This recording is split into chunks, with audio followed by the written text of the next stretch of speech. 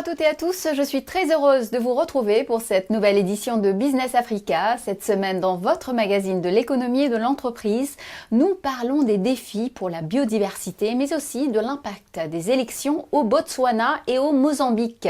Nous parlerons avec Carmelisa Rosario, chercheuse à l'Institut CMI en Norvège. Mais tout de suite, voici les titres. Le succès des bières africaines toujours au rendez-vous, des entrepreneurs se lancent dans la microbrasserie pour séduire de nouveaux consommateurs. Concernant la qualité de la bière, vous pouvez constater dans ce verre, nous avons une bière qui a fait 7 jours de fermentation et 14 jours de macération. Vous pouvez bien constater là, nous avons une couleur bien blonde et bien claire. L'agriculture hors sol a de plus en plus d'adeptes en Afrique et la Côte d'Ivoire fait figure de pays pionnier. Cette technique culturelle-là résout plusieurs problèmes. D'abord, elle est accessible à toute la population. Elle est facile à pratiquer, elle résout le problème des terres et on peut la pratiquer sur les dalles, partout où on peut. Préserver les arbres d'une forêt des hauts plateaux malgaches tout en assurant des débouchés économiques. Une belle mission pour des ONG en partenariat avec les communautés locales. On leur a donné donc des formations sur la production des jeunes plants. Et on a fait également des contrats de production avec eux. Également, on leur donne des jeunes plants d'arbres fruités. Ça va générer donc des revenus supplémentaires pour eux. La bière et les Africains, je ne vous apprends rien, c'est une longue histoire. On dit même qu'elle aurait commencé il y a 4000 ans en Éthiopie. Ces premières bières auraient été à base de sorgho, mais aujourd'hui on utilise aussi le mil, l'orge et même la patate douce ou la banane. Le continent compte plusieurs marques de bières vénérables et des groupes occidentaux y sont implantés depuis longtemps. Ce qui n'empêche pas l'Afrique de connaître une véritable révolution brassicole avec de nouveaux entrepreneurs désireux de faire connaître leur création aux consommateurs. Exemple au Cameroun avec cette micro-brasserie audacieuse qui cherche à imposer sa bière Rox. C'est un reportage de Maxime Farel-Bognard. Regardez. Bâtie sur un terrain d'environ 2000 m², l'usine brassicole Swiss African Premium Beverage, la SAPB affiche fière allure. Nous sommes dans la localité de Missolé, à moins de 5 km de la capitale Douala. Lancé en 2019, le projet est matérialisé après 5 ans de maturation. À l'intérieur de l'usine, des milliers de bouteilles contenues dans des casiers. Elles ont été réacheminées ici pour être reconditionnées avant d'être remplies à nouveau. Constant, le chef service conditionnement et son équipe sont à pied d'œuvre. D'abord, envoyer dans la zone de nettoyage et de désinfection. Ensuite, recharger la bière, la Rox, une qualité suisse avec un esprit camerounais. Mais avant, les bouteilles doivent traverser l'étape du mirage électronique. Il s'agit d'éliminer les bouteilles impropres au remplissage pour toutes sortes de raisons.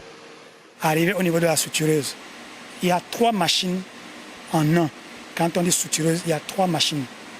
Dans ces machines, il y a une rinceuse qui a pour rôle de prendre la bouteille, la retourner et recevoir une injection d'eau à l'intérieur afin de chasser toutes sortes de corps étrangers et résidus qui n'ont pas été vus ou enlevés. Ensuite, elle va au remplissage. Arrivée au remplissage, elle subit d'abord ce qu'on appelle la contre-pression. C'est la contre-pression qui fait en sorte que nous sommes sûrs que le produit embouteillé, après la pression avec la capsule, cette bouteille peut contenir le produit. Un dispositif savamment ficelé constitue des équipements adéquats pour maintenir la production constante. Concernant la qualité de la bière, vous pouvez constater dans ce verre, nous avons une bière qui a fait 7 jours de fermentation et 14 jours de macération. Vous pouvez bien constater là, nous avons une couleur bien blonde et bien claire. Ici encore, c'est une bière gelée. Après cette étape, on va filtrer la bière pour l'envoyer dans les tanks de bière filtrée. Et là, on aura une bière finie. Dans la pièce à côté, nous découvrons la cuisine interne de la SAPB. Ce laboratoire bien équipé et supervisé par une femme, Jérémine Pagueux. Avec son matériel de sécurité, Jérémine manipule les échantillons pour obtenir un produit de qualité. Avec les autres membres de l'équipe laboratoire, nous assurons au quotidien la conformité aux exigences de la matière première, des produits en cours de fabrication et des produits finis. Donc, selon un programme de contrôle bien établi, Nous effectuons de manière systématique les contrôles de matières premières au laboratoire, le contrôle de produits en cours de fabrication et des produits finis. Il s'agit d'un modèle de microbrasserie. Son promoteur suisse, passionné de bière et ayant étudié le marché camerounais pendant 10 ans, affirme s'être fixé pour l'objectif d'offrir une meilleure bière faite avec une expertise locale. Actuellement, l'usine emploie près de 500 personnes qui participent à la production de 12 000 hectolitres depuis le lancement en juin 2024 et les ambitions restent grandes. Si possible, ici, maximum 1 année ou 2 ans, je voudrais atteindre la capacité maximale de cette brasserie de 50 000 hectolitres. De plus je grandis avec cette brasserie, de plus j'aurai des employés à embaucher. En 4 mois seulement, certains consommateurs sont déjà conquis. En tant que Camerounais, déjà, nous savons que les bières premium, généralement ici, qui sont importées, sont assez petites déjà au niveau de la quantité. Et on a remarqué que la Rox, qui est une bière de 0,50 litres, au niveau de la quantité et du prix, est vraiment meilleure que les autres. Parce que moi, déjà, je ne suis pas un consommateur averti de la bière. Donc, on m'a conseillé et j'ai beaucoup apprécié. Parce qu'elle est légère. C'est pas la première fois que je la bois. C'est, je crois, la 3e fois. Fait pas mal à la tête. Tu te lèves le lendemain sans gueule de bois. Mais alors, qu'est-ce qui motive cette nouvelle entreprise brassicole à s'engager dans un marché caractérisé par une concurrence agressive? Nous avons posé la question à un expert des questions économiques. Elle a choisi des stratégies vraiment adaptées en matière marketing et en matière économique. Ce n'est ni la politique de distribution exclusive, ni la politique de distribution intensive, mais plutôt une politique de distribution sélective. C'est la raison pour laquelle on va dans les snacks, on va dans les supermarchés, on pourrait peut-être aller dans les lounges. Une stratégie de marketing avec un caractère social impactant. Je prends un exemple. On va organiser un événement au niveau de la commune ou au niveau de la chefferie qui couvre la zone d'intervention de l'entreprise. C'est normal qu'on aille soumettre par exemple un dossier de sponsoring. Donc quand l'entreprise donne des casiers de bière, donne une petite enveloppe, donne le matériel pour faire le branding sur le site de l'événement, c'est déjà une contribution significative pour la communauté. Le Cameroun est un pays à forte consommation des produits brassicoles. Ici, le marché est dominé par des grandes sociétés comme les Boissons du Cameroun, nouvelle appellation de l'ancienne SABC. Cette société présente au Cameroun depuis 76 ans contrôle désormais 94% des parts du marché local après avoir racheté les actifs de Guinness Cameroun. En seconde position vient l'Union camerounaise de brasserie UCB avec la célèbre bière l'Acadie. Toutes ces sociétés brassicoles se sont lancées dans la conquête du marché de la sous-région Afrique centrale. En Éthiopie, le Premier ministre Abiy Ahmed a déclaré aux députés que le pays doublerait son objectif de recettes à 12,5 milliards de dollars pour l'exercice 2024-2025. L'Éthiopie a accepté cet été un programme de prêt de 3,4 milliards de dollars du FMI qui a posé des conditions pour réformer l'économie. Afin d'engranger davantage de recettes, le pays introduit de nouvelles taxes, notamment la TVA sur les services bancaires, les taxes foncières et une taxe sur les services de télécommunications. Cette mesure intervient alors que la Banque nationale d'Éthiopie renforce sa protection des réserves de change en resserrant les règles de rapatriement des bénéfices, dividendes, bénéfices de la vente d'actions de sociétés et les produits de liquidation pour les investisseurs étrangers.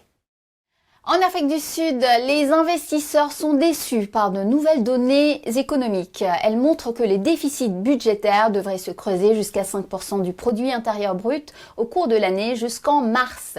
Depuis que la nouvelle alliance a pris ses fonctions en juin, après les élections, on constate malgré tout une certaine amélioration du déficit énergétique et des contraintes logistiques qui pesaient sur les entreprises. Le gouvernement a déclaré qu'il évaluait diverses options pour encourager l'investissement privé dans les projets d'infrastructure, notamment le développement d'une plateforme avec un mécanisme de garantie crédit. De nouveaux mécanismes de financement sont également à l'étude. Dans toute l'Afrique, une nouvelle forme d'agriculture gagne du terrain, c'est l'agriculture hors sol. Le principe est simple, cultiver à partir de résidus de l'agriculture, de l'agro-industrie et même des poubelles ou décharges. La solution est plébiscitée dans plusieurs pays pour répondre aux contraintes de la rareté des terres, de l'érosion des sols ou encore lutter contre la déforestation. Exemple en Côte d'Ivoire où un groupe de passionnés s'est emparé de ce sujet des plantations hors sol pour l'adapter à la production du Big Sun, le fameux piment sambon. Reportage Ma Camara à Grand-Bassam. Au menu se joue la sauce feuille sombara, une fameuse sauce piquante faite aux feuilles d'épinards et de manioc.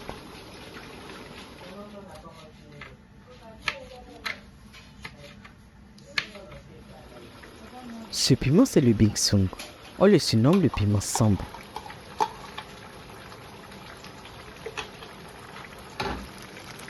Célèbre pour son arôme et sa saveur très épicée, le piment sambon garde sa notoriété dans les assiettes en Côte d'Ivoire.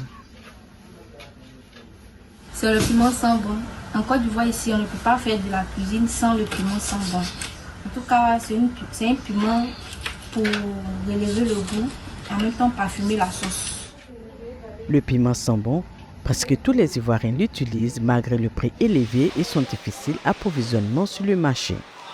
Ici, c'est le piment jaune. Ça, c'est pas sambon. Voici sambon. C'est mélangé. Vous voyez, ça, c'est le vrai sambon. Vous voyez ça petit comme ça. C'est lorsque ça manque que le prix monte.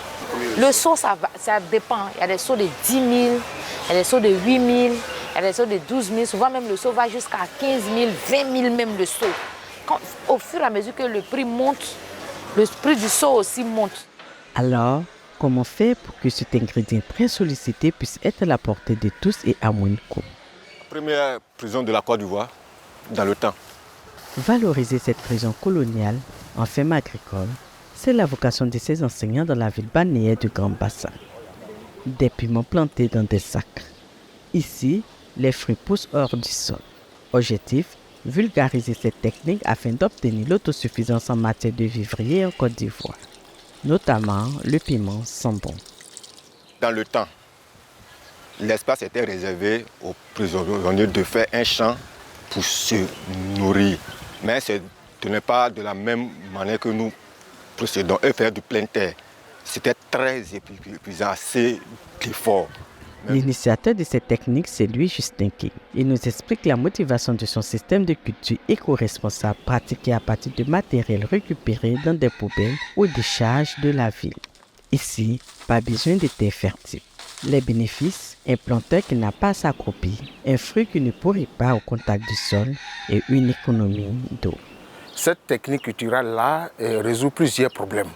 D'abord, elle est accessible à toute la population. Elle est facile à pratiquer, elle résout le problème des terres et on peut la pratiquer sur les dalles, partout où on peut, pourvu qu'il y ait une place où on puisse déposer les pots, les sacs et les sachets, tout ça. À force de promotion, Justin a fini par convaincre plusieurs personnes, dont cet instituteur à la retraite. Il est désormais l'un des compagnons de Justin dans la vulgarisation de cette agriculture. Sous ses serres pousseront divers légumes tels que les aubergines, oignons, tomates. Une pratique qui s'adapte à toutes les cultures de première nécessité. Cette culture, nous la pratiquons parce que nous y trouvons beaucoup d'avantages. Beaucoup d'avantages parce que c'est d'abord de l'entrepreneuriat pour les jeunes gens, pour même la population, surtout les femmes, parce que c'est du maraîcher qu'on fait généralement. Et puis, nous avons aussi le fait que ça peut permettre à la population d'avoir des produits bio, et donc ils peuvent leur permettre d'améliorer leur santé. On les obtient aussi à moindre coût, parce que nous le faisons avec des matériaux de récupération qui ne nous coûtent pas assez cher quand même. Et puis, nous avons un gros objectif qui est celui de fournir, puisque nous-mêmes étant du corps enseignant, de fournir donc les cantines en produits. Parce que de plus en plus on parle de pérennisation de la cantine avec, disons, le retrait des PAM. Et donc nous estimons que les cantines seraient bien pourvues si elles adhèrent à ce projet. Ici, l'engrais, c'est le compost. Il est obtenu à partir de feuilles mortes et de restes de nourriture enfouis dans le sol pendant plusieurs semaines. Entre 5 et 7 tonnes de divers fruits et légumes devraient sortir chaque année de ces sacs et être distribués dans un réseau local.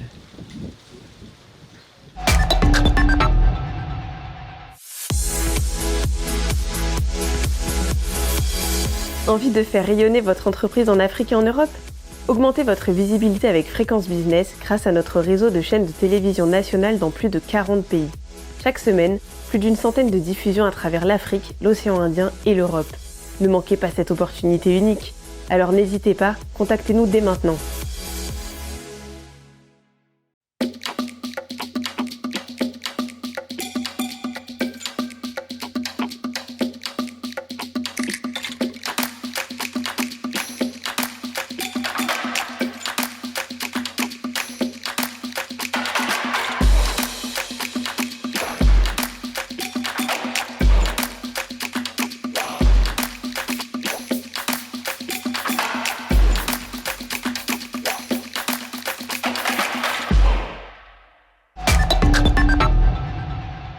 Bienvenue dans la deuxième partie de notre émission. C'est un nouveau chapitre compliqué qui s'ouvre au Mozambique. Le pays a récemment tenu une élection présidentielle dans un climat tendu sur fond d'accusations de fraude. Les résultats officiels ont donné vainqueur avec 71% des voix Daniel Chapo, le candidat de Frelimo, le parti unique au pouvoir depuis 49 ans. Le candidat indépendant Venancio Mondlane s'est placé second tout en contestant le résultat du scrutin. Quelles conséquences ces développements auront-ils sur l'équilibre d'un pays riche en ressources gazières, mais très fragile? Pour en savoir plus, je suis rejointe depuis Oslo, en Norvège, par l'experte Carmelisa Rosario, chercheuse au CMI. Carmelisa Rosario, bonjour et merci de me rejoindre sur Business Africa. Alors tout d'abord, que signifie le résultat des élections pour la stabilité du Mozambique? Eh bien, ce résultat électoral, davantage la controverse autour du résultat que le résultat en lui-même, et le fait que nous ne pouvons pas faire confiance au résultat. Tout cela n'est pas bon pour la stabilité du pays.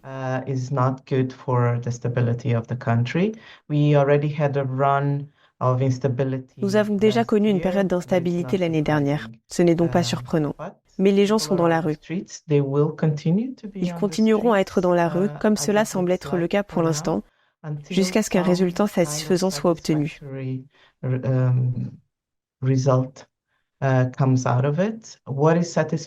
Comment devenir satisfaisant, on ne le sait pas encore. Mais ce qui est important, c'est que les gens veulent être entendus. Les jeunes veulent être entendus. La classe moyenne a rejoint le mouvement. Plusieurs classes professionnelles ont rejoint le mouvement.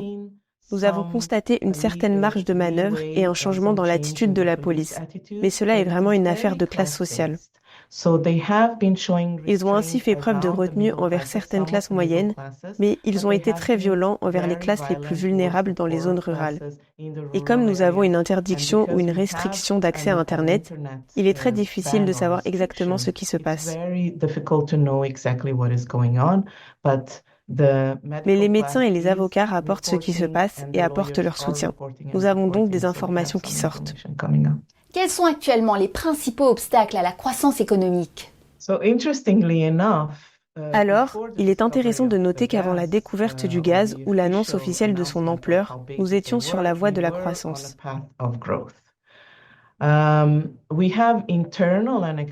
Il y a des raisons internes et externes à ce qui arrive aujourd'hui.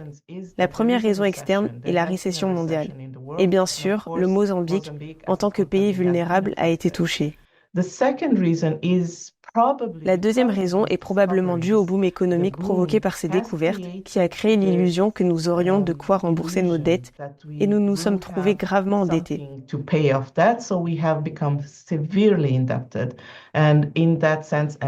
Et en plus, nous sommes confrontés à un scandale majeur, celui des dettes publiques cachées. Et cela a créé un stress supplémentaire, en plus du stress économique international que nous subissons. On top of the international economic stress that we have. Maintenant, nous avons cette insurrection dans le nord du pays et cela a encore retardé toute projection de production de gaz. Et nous sommes trop dépendants économiquement et nous avons cette stratégie de trop dépendre des industries extractives.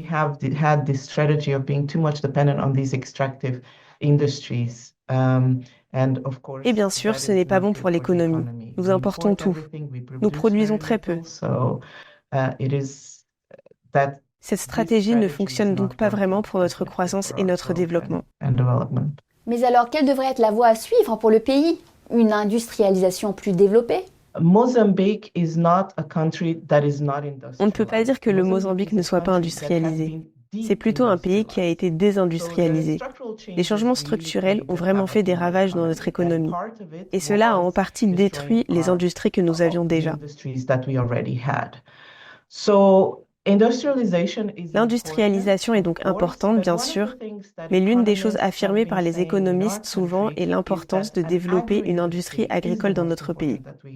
Nous devons donc prendre l'agriculture au sérieux. Nous devons nous assurer que nos producteurs, les ménages qui produisent, soient productifs et qu'ils soient capables de se nourrir eux-mêmes, mais aussi de produire pour le pays. Une autre chose importante serait la diversification de l'économie. Nous devons être moins dépendants des importations. Nous devons avoir des réserves en dollars. Et bien sûr, cela ne convient pas à une économie fragile.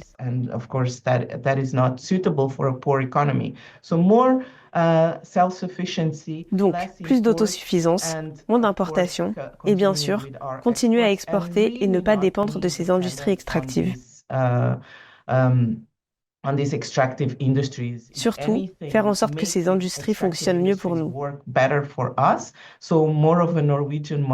Je dirais donc que cela s'inspire davantage du modèle norvégien, dans lequel les industries extractives alimenteraient un fonds qui bénéficierait au peuple mozambicain. Carmelisa Rosario, merci beaucoup. Et pendant ce temps, au Botswana, le président Mokgweetsi Masisi a concédé sa défaite aux élections législatives. Le Parti démocratique du Botswana a ainsi mis fin à son règne sur le pays qui durait depuis l'indépendance. Ce tournant coïncide avec la chute des prix des diamants. Depuis leur découverte par De Beers, ces pierres précieuses ont fait du Botswana l'une des nations les plus riches d'Afrique, mais au prix d'une forte dépendance économique. La baisse des prix des diamants a eu un impact négatif sur les recettes publiques du pays. C'est un résultat mitigé pour la COP16 Biodiversité, la 16e conférence des parties des Nations Unies qui s'est clôturée en Colombie au début du mois a bien abouti à un accord historique pour un statut renforcé des populations autochtones dans les négociations sur la biodiversité. Mais elle a aussi été le théâtre de tensions portant sur le financement. Il s'agissait de mobiliser au moins 200 milliards de dollars par an de sources publiques et privées. Or, seulement 163 millions d'engagements sont pour le moment recensés et de nombreux pays n'ont pas soumis leur feuille de route. Les pays se sont opposés au fonds dédié à la biodiversité que réclamaient notamment l'Afrique et le Brésil. Ils ont tout de même adopté la création d'un fonds qui récoltera les contributions d'entreprises utilisant les données génétiques numérisées des plantes et animaux. Et justement, pour vous montrer un exemple de biodiversité en marche, cap sur la région centrale de Madagascar, les tapias, ces arbres à des hauts plateaux, y sont massivement coupés pour le bois de chauffe et la production de charbon de bois. Or, bien conservée, la forêt de tapia, lieu d'habitat du Landibé en ver à soie sauvage, peut être bénéfique à l'économie locale. Des ONG ont entrepris une démarche participative en coordination avec la communauté locale pour améliorer la biodiversité, mais aussi améliorer la qualité de vie des riverains à travers la redynamisation de la filière soie. C'est un reportage de Vanessa Rakoto-Malala. Regardez. Dans ce petit village, à 48 km à l'ouest de la capitale d'Antananarivo, ce père de famille jongle entre son métier de réparateur de vélo et son engagement envers la protection de la forêt de tapia. À titre de surveillant, il contrôle 400 hectares de cette forêt. Bien qu'on surveille souvent, des personnes se cachent toujours dans la forêt pour couper les tapias. On continue à les surveiller et à les arrêter. Cela fait déjà 20 ans que Slouf a pris la responsabilité de protéger la forêt de tapia, une forêt que les experts décrivent aujourd'hui comme menacée par les besoins en bois des zones urbaines et par les actions des communautés avoisinantes qui cherchent à améliorer leur quotidien pour contribuer à restaurer la forêt tout en améliorant ses conditions de vie. Soulouf a développé une activité de pépinière. Planète Urgence achète principalement des pépinières de tapia, d'eucalyptus, d'acacia et d'arbres fruitiers.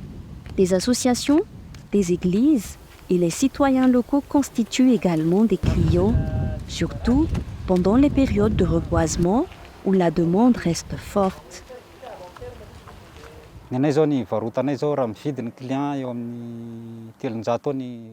S'il y a un client, je vends une plante de sapin, d'eucalyptus ou d'acacia à environ 7,5 centimes d'euros et les oranges à environ 75 centimes d'euros.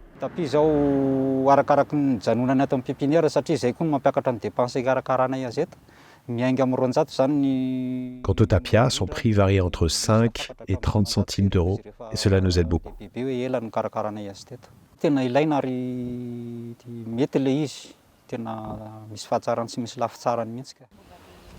En 2013, l'ONG française Planète Urgence, en partenariat avec des associations locales, a monté le projet Tapia pour encourager le reboisement et protéger la forêt. Le programme compte actuellement 10 000 bénéficiaires directs. Parmi eux, 4 000 sont des élèves impliqués dans des activités économiques, 3 500 sont des membres de communautés de base et 500 sont engagés dans le développement économique. Selon le responsable de projet de l'ONG Planète Urgence, cette ressource forestière contribue aussi au développement socio-économique de la région en étant une source de revenus pour les populations. On leur a donné donc des formations sur la production des jeunes plants. Et on a fait également des contrats de production avec eux. Également, on leur donne des jeunes plants d'arbres fruités. Ça va générer donc des revenus supplémentaires pour eux.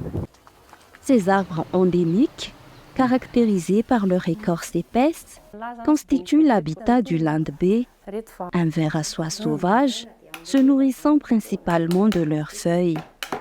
Emilienne, une mère de famille de 53 ans, membre de la communauté de base depuis son enfance, a ainsi pu développer ses connaissances dans le domaine de la soie, ce qui lui a permis d'augmenter ses bénéfices.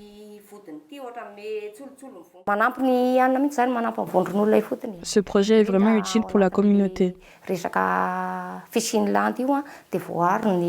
Surtout avec les vers à soie.